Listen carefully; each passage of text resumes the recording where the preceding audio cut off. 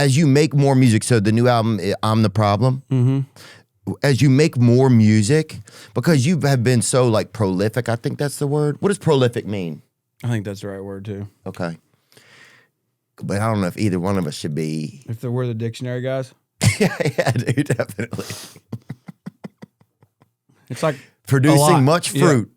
Producing much fruit, foliage, or offspring, actually, it says.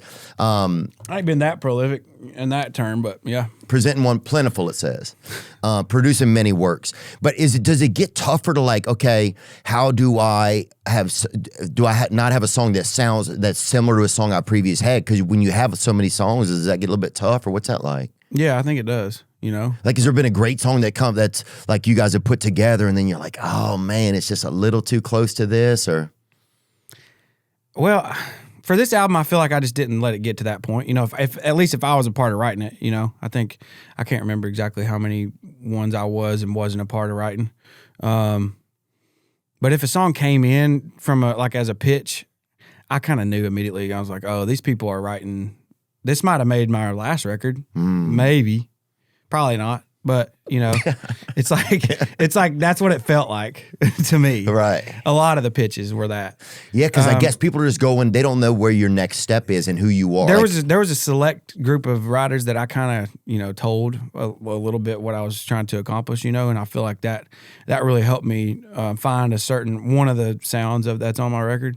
But for me, when I'm writing, I kind of, you know, you can kind of tell from the idea almost if the song is going to be similar or not, you know. And that was something that was tougher for me because a lot of the things that were successful and that were easy in the past were just like whiskey drinking, you know, like all that stuff. And I've kind of just almost explored every angle of that that's possible, you know. Like there's still some possible ways to get that in there. But I tried to dig deeper, man, and you know, and I a lot of my guys that I write with, we kind of kept at least for me, when I was writing, we kept 5 or 6 guys. We didn't always write together, but you know, that kind of core group of guys, we all just had a good sense of what we were shooting for, and just trying not to say the same thing that I've said before, and you know, incorporating new things. So I feel like it was harder. You know, I had to work harder. Yeah.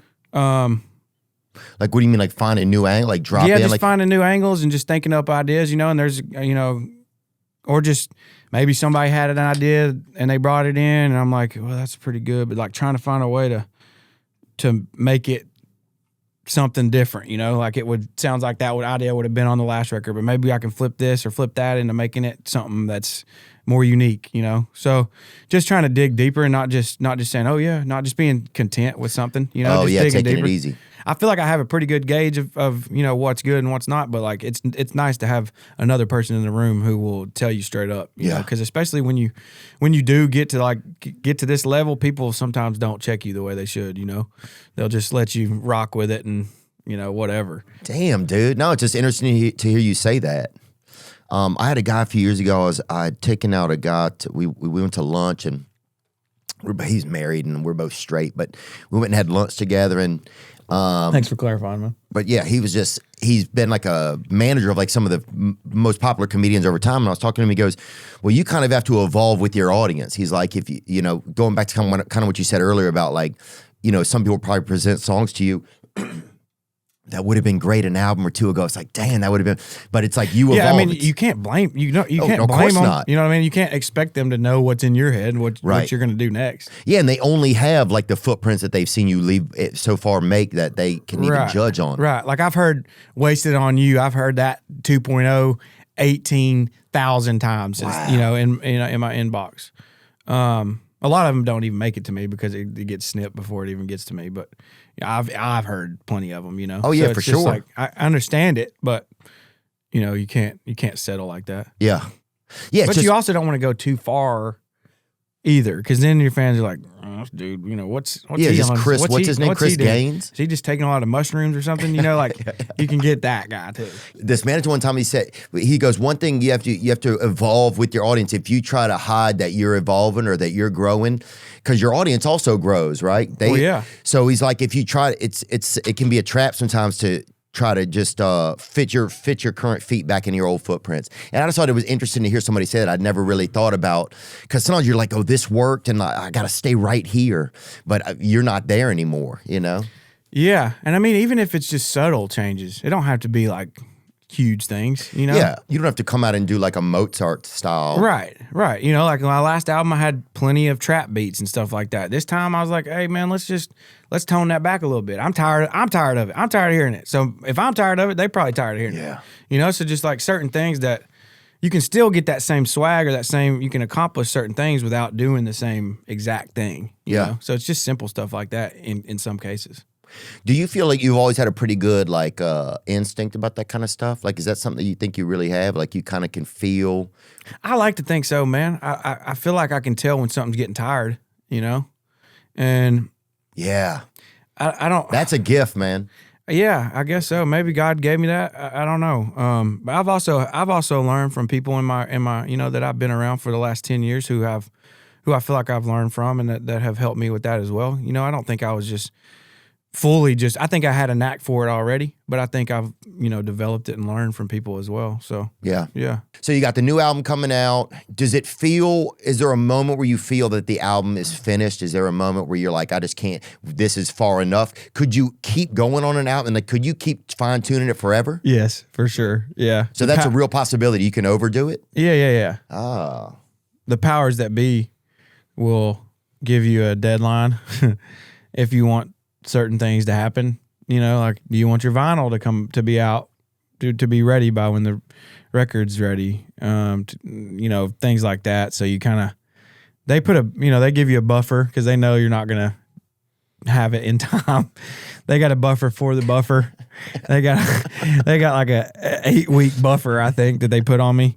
But those time limits are healthy, I think, you know, because especially, I mean, it's not like we wasn't working. I mean, we worked really hard on this album pretty much since tour was over. I've been writing and, you know, just recording all that. So, I mean, we recorded 50 or 51 songs and cut 13 or 14. Wow. Really? Yeah. So what happens to a lot? You just kind of decide this doesn't fit here right now, or you might hold some of those songs were songs that I wrote, some of them weren't. So if I didn't write them, then they'll just, whatever happens to them, not up to me anymore.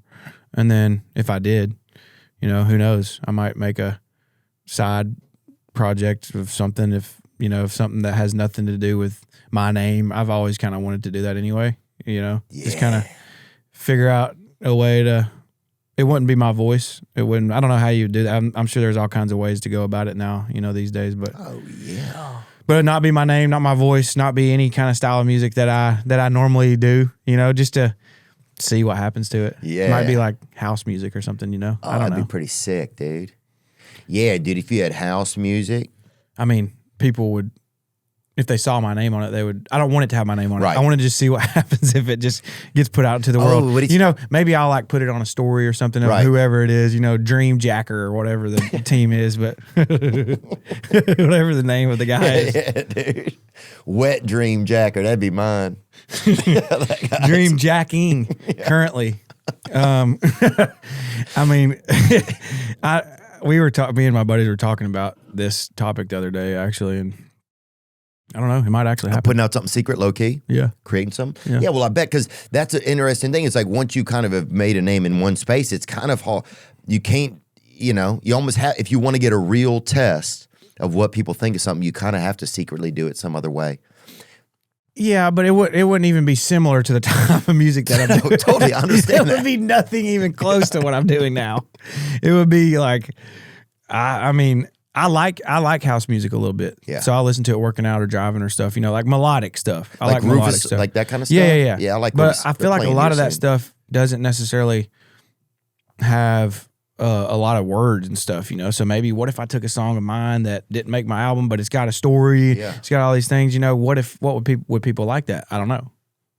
Dude, I started thinking of this about 2 years ago. So they have like you go to these nightclubs and stuff, and they'll have like John Summit, these different kind of guys who are playing like house, like trance or whatever it is. It's just people doing dope really late at night and just doing like this, you know, whatever that is. I don't know the difference between all of those styles of music. It's like, It's one style of music. I know there's subgenres and all that, but yeah. Same. I don't have a clue. But I'm always like, why don't they have a more like country or like, why is it always like if they had remixes of a lot of great country music like that, and you put it to that same type of shit that, because a lot of people want to still go have that environment, but sometimes you get tired of that music. It just gets kind of old. So if they had remixes of some dope country shit, I'm like, if they had 2 country DJs that came out, I feel like it would be so sick just doing remixes and shit. It would be cool. I'm surprised they don't have that already. Me too. Me and Caleb Presley thought about trying to do it, but then it was just like, just don't have a lot of time, you know?